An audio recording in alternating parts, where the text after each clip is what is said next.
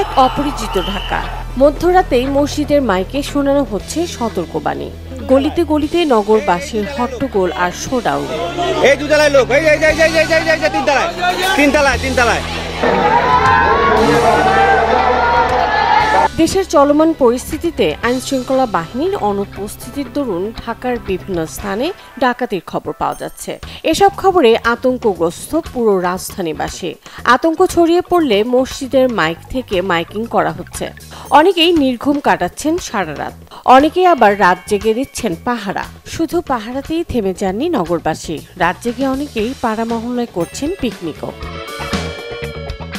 ডাকাতি হচ্ছে টের পেয়ে অনেকেই ফেসবুক অ্যাকাউন্ট থেকে লাইভে এসে সাহায্য চান।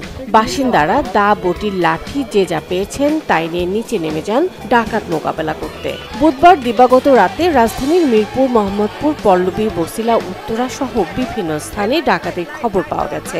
এদিকে বেশ কিছু এলাকা থেকে ডাকাত দলের সদস্যদের আটক করেছে সেনা সদস্যরা। তবে অনেকেরই অভিযোগ সময় মতো ফোন দিয়ে পাওয়া যাচ্ছে না সেনাবাহিনীকে।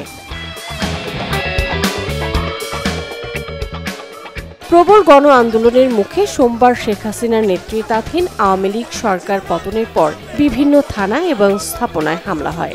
এ অবস্থায় আতঙ্কে পুরো ঢাকা পুলিশ শূন্য হয়ে পড়ে। পরিস্থিতির সুযোগ নিয়ে এসব ডাকাত চক্র সক্রিয় হয়ে উঠেছে বলে ধারণা সংশ্লিষ্টদের। মুনিয়া মুশতারি, চ্যানেল 24।